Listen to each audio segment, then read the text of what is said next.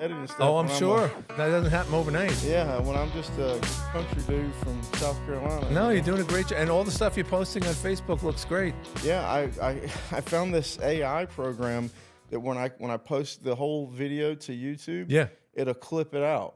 It'll hashtag it and Right. and make it look real. I mean, like you put a lot of time in it. It's pretty cool. I mean, But the key that you're saying though, you have to create the content first, right, which is more difficult. And AI is incredible, and what it does to enhance it. But you took the liberty of giving content first. That's the big step. Yeah, I mean, it's been a thing. I mean, dude, this started out at my kitchen table, and really it started on the Live at 5 with Glenn Curry. I was like, man, I kind of like this thing. That's almost like the Caprera family.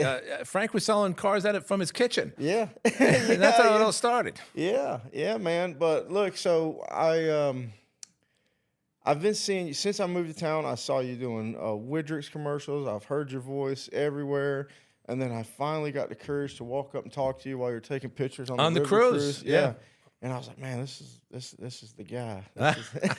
Wow. And then you invited me on your show, and I came on. And a year later, Carolina Chuck's the guy. Hey, the guy. I mean, I'm trying. No, it's incredible. Of course, I knew who you were at the cruise. That was last summer in Alex Bay, and I was equally as flattered to meet up with you that day because I already knew you. I felt from all the Caprera ads. Yeah, and that was cool, man. When Johnny came in, I got to cut a couple commercials.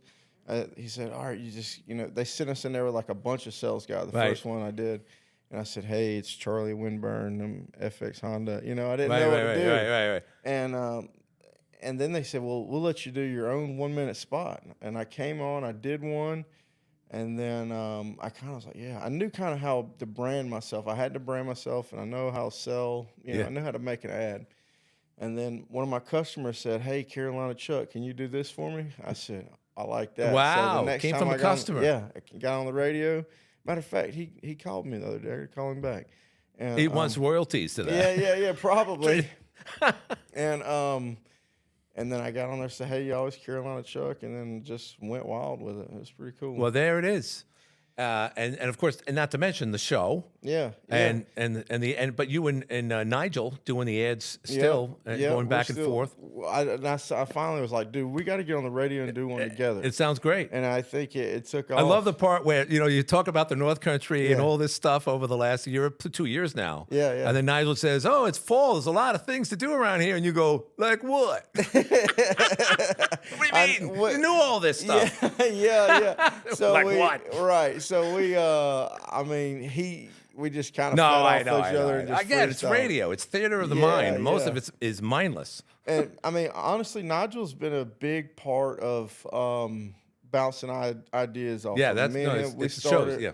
We started walking the lot and talking about things. And, I mean, he does his own thing. He's got his own style, but he's been a big influence on me, too. Well, a lot of the duos over not to make reference, but Abbott and Costello were, they were completely different people in looks and everything and mannerism, but they were one of the best duos. I want to talk to you about you a little bit. So you're from New York City. I'm from Queens, New York. Yes, New York. Yeah, and so how long have you been up here?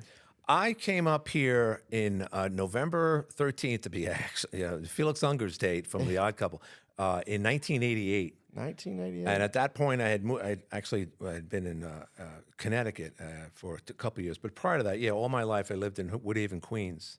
That's where I grew up. Met someone from our college. I went to Oswego State. Oh, really? And we had a relationship from there, and I got married when I came up here. Oh, yeah. That didn't work out, but I've been up here ever since. So it's like my next month. It's going to be my 36th year. Wow, dude, 36. 36. It's most of my life, that's for sure. I'm 38. And you're 38. Yeah. So wow, that's incredible. So you were 2 years old when I moved out. Yeah. So when did you start in radio? I started because broadcast was a focus of mine in Oswego, and I didn't know where I was going, to tell you. A lot of people still to this day don't, but I started working at Channel 50, when it's in its infancy, pretty much, and it was a great time in Watertown. It was a great time to be at that place. But I was approached by Dave Mance, who was starting a new radio station called, well, we didn't have a name for it, but it was a radio station out of Adams, which today is 100.7, the Eagle. But then it was a brand new station, so he asked me to manage it. He knew I was good in sales, working at Channel 50. I had done well there for the 2+ years, and I met a ton of people. And I knew right at that point, that's why your life is somewhat similar. And I came from another area, and to me, it was a profoundly different place. Moving up here and meeting all these different people, and it became home to me very, very quickly. Yeah, what I was asking is, what made you, I would say, want to stay here? Oh. What was captivating about the North Country that made you really feel at home? I think the big reason is New York, obviously being the biggest place in the world. I always had this whole image of the world from where I was living in New York, where everything was, quite frankly, overwhelming. I mean, you're in the biggest city in the planet. You took that for granted, to be quite honest. But sometimes you thought about that, geez, what would it take to figure everything out to be successful here? And I didn't think of that consciously, but I realized moving up to Watertown that it was an island community. In that it is. It's separated in many ways, much more than, say, what Syracuse is to Auburn and Greece is to Rochester. You know what I'm saying? We are a separate place. We have a great lake to the west of us, Adirondacks to the east, a country to the north, and the snow belt, which no one wants to live in, to the south. So if you look at us on a map, we're a lake community next to a lake with a lot of lakes in it. And because of that, we're very isolated from the world. Not entirely. Right. So I recognize that you got to know a lot of everything around here quickly, as opposed to this would be impossible to do this in New York unless you made it, on the David Letterman show, whichever, and made it to the top. Being a part of a small community, you get to see the edge of the stage, so you know the player is better, and that makes you better. It makes you and I understand civics better because I took interest in city politics, and of course, getting into the radio show. I got into a lot of other things, but being in a small community helps to make you understand not just where we are, but the whole scheme of things. Figure that out. I think I was 28 years old. Really? Yeah. And you came up here to go to school? I finished school. No, I finished school. Met someone in school. We hit it off in senior year, and she was originally from Watertown, so she wanted to live here, and that's when I got a job working at Channel 50. And I've been here ever since. Yeah. So like through your high school, you knew you kind of wanted to get into broadcasting. What kind of got you into broadcasting? I didn't think anyone. I can't imagine any. In my world at least, we used to do Super 8 movies in our basements. We were Star Wars fans. We were total geeks. Star Wars fan. Star Wars fan. And it was probably the best upbringing in the beginning. In the early days, I thought it was kind of boring. I wish there was more girls involved and so forth. But we were geeks. We just were, we were kids, essentially almost right through high school. And all that changed when I went to college and started drinking beer. I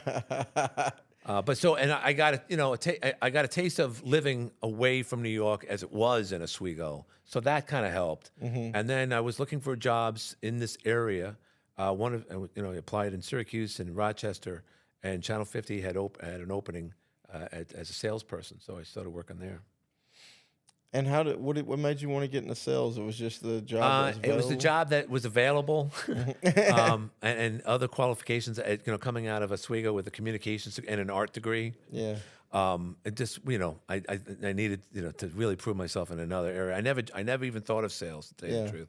But because you're in sales too.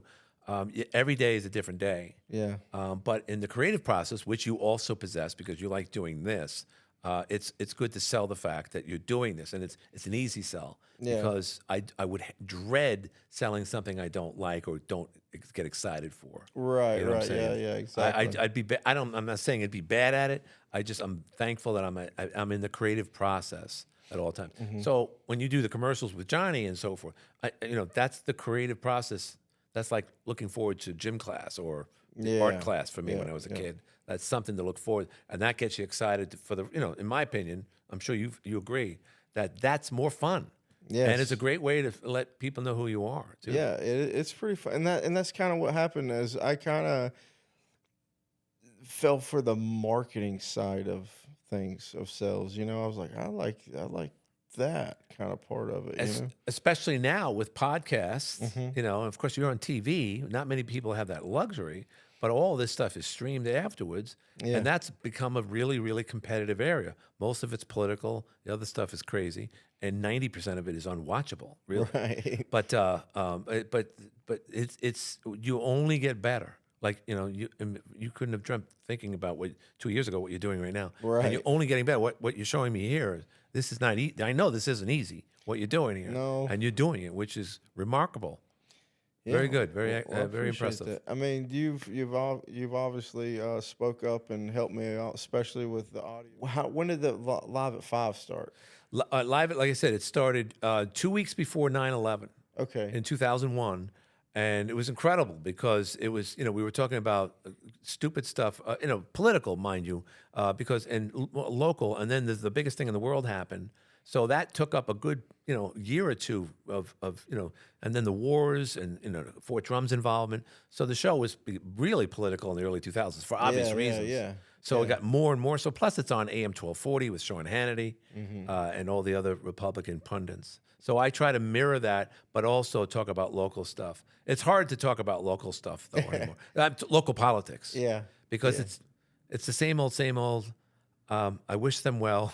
I really like living here. Guys like Councilman Cliff Only are controversial. They're provocative, but I think things are pretty well run.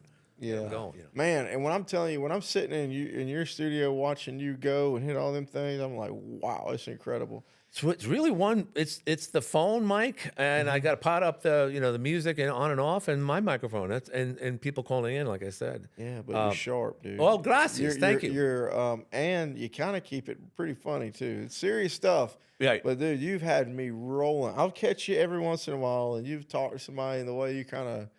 I don't know. It's pretty funny. I somehow or other, I don't know. I don't know if I got it from my mom and dad or both of them, but we always had some type of, like I said earlier, gift of gab, where when you're speaking to someone, you talk in very short terms and quick in and out.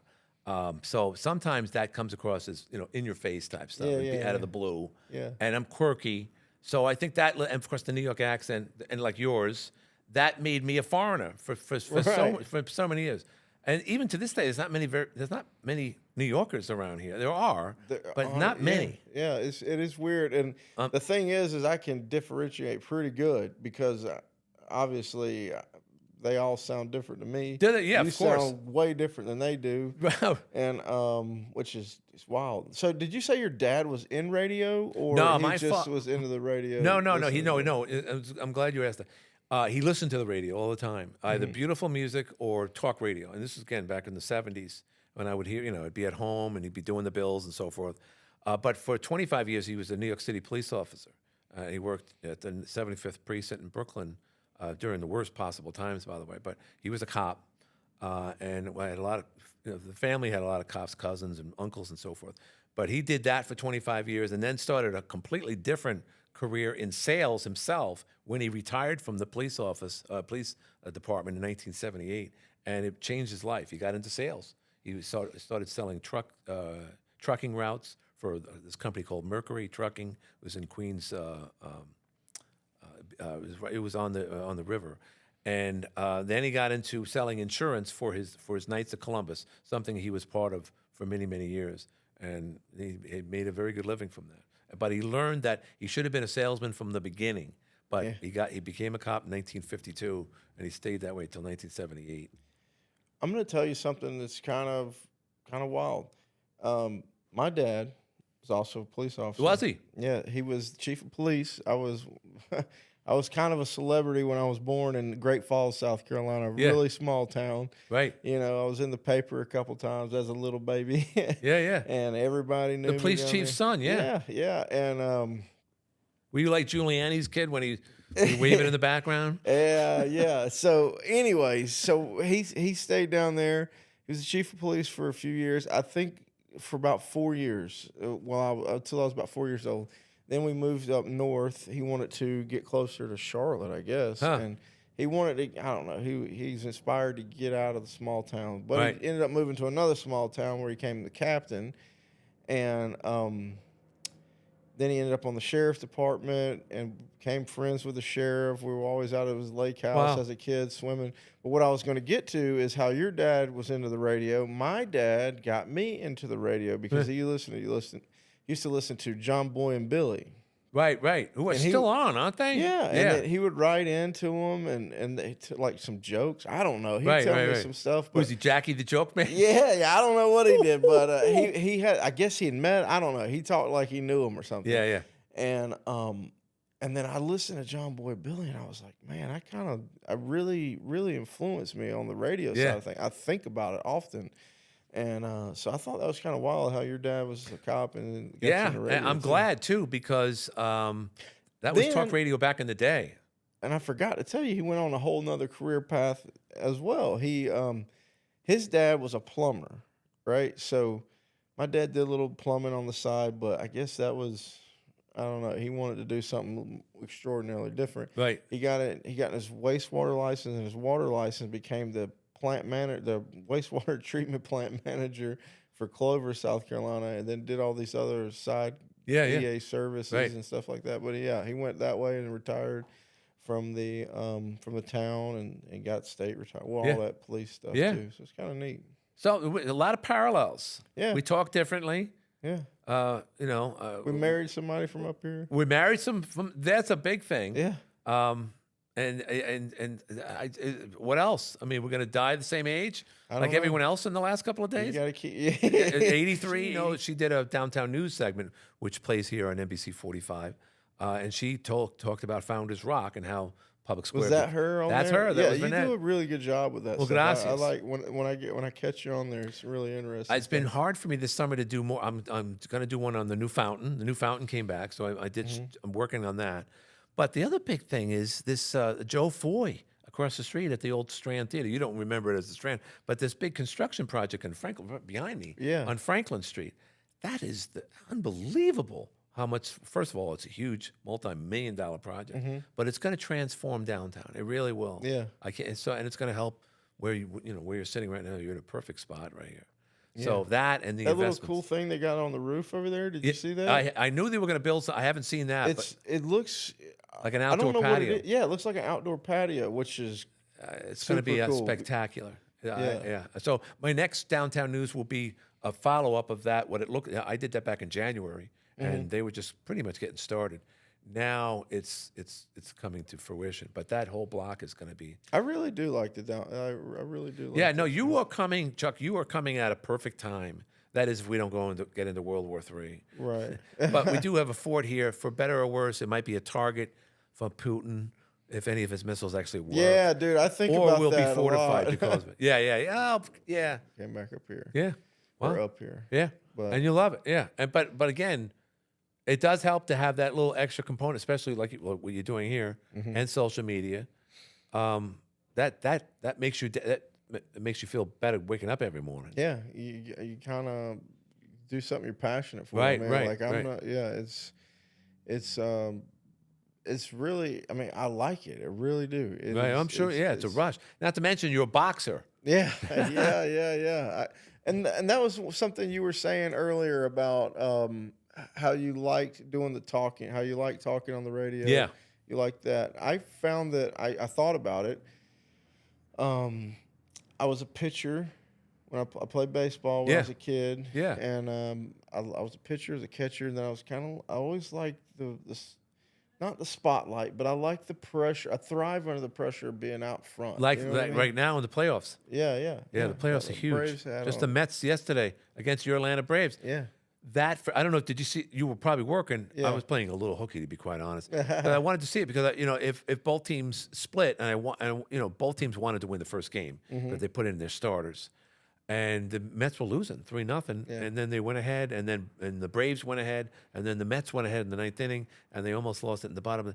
That was one of the greatest, and the pressure that those young guys have, but just in that game alone. Honestly, that was the only question I prepared for you was it the Yankees or the Mets? Oh, it's the Yankees. Okay. I appreciate the Mets because, and I'll tell you why. Met fans are the worst people on the planet, and I know that because I was surrounded by them living in Woodhaven, Queens. And I missed it. I actually was living vicariously through a guy I met up here who was on the movie or the show Walking Dead. He Yeah. was at the game. Oh, really? Yeah, I'm Wow. gonna get him on the show, but I think I'm gonna have to do a Skype thing. Or Is he whatever. local? No, he came up here for the AnchorCon thing. Oh, in Clayton. Yeah, Yeah. I met him there, and I've been talking to him through Facebook. I'm sure that was a blast. Yeah, it was really cool. And did you interview people on the floor? I mean, I'm sorry I missed that. If you did. So I saw it on TV that it was coming to town, and there was a podcast that was coming. Yeah. So I was like, well, let me see if I can not go to the AnchorCon, but talk to the guys for Right. the podcast. So I waited till Saturday night, talked to them, brought them in here. I didn't record it for TV or anything, Right. but we talked on this and talked about Star Wars and stuff and what goes on there. And then I said, well, it kind of sold me on. I was like, I'm going to come the next day. We came and I hopped on their podcast because they were doing a live thing. And then I took my son and we checked it out. And it was really cool. I mean, I'm sure it was. you know. And those people are very passionate about Yeah. that. They all get, they all get dressed up. They know what they're talking about. Yeah. And I love that because like I said, I was a Star Wars guy like yourself, but I was the first generation Star Wars because I was in high school when it came out. Yeah. It was tailor made for me. I felt like, wow, this is Yeah. incredible stuff. And yet the ones made, George Lucas made them in the early 2000s, and then the new ones and the endless cycles of it's really bad. It doesn't compare to the Yeah. first three made in the 70s and 80s. But my thing is I watched them when I was a kid, right? So obviously they came out before. Right, no, I know. So Right. I watched them, and it was, and really where it got me was when he released the new ones, George Lucas Yeah. did, and they had the Metachlorians or whatever. Yeah, right, Then right, Not right. everybody could be a Jedi, kind of broke Yeah, my right, heart. right. Yeah.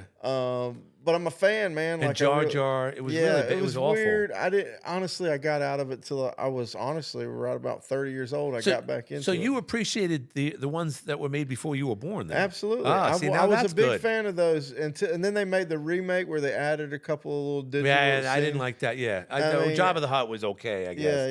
Yeah.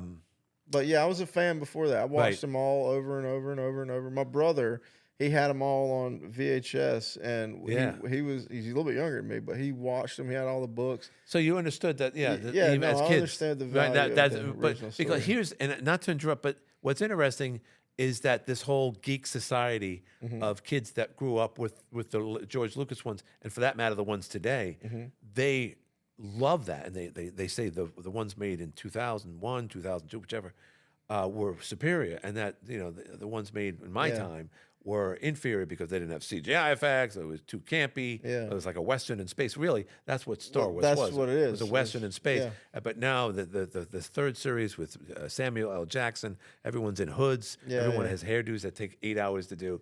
Floating in space. Everything's dark. It was the prequel to the original four. Yeah. It didn't add up at all. Lucas sells out to Disney. They got Mm-hmm. much worse. Now they're totally woke, and Disney's losing Yeah. a boatload of money. Yeah. It couldn't have happened to a better company. Yeah.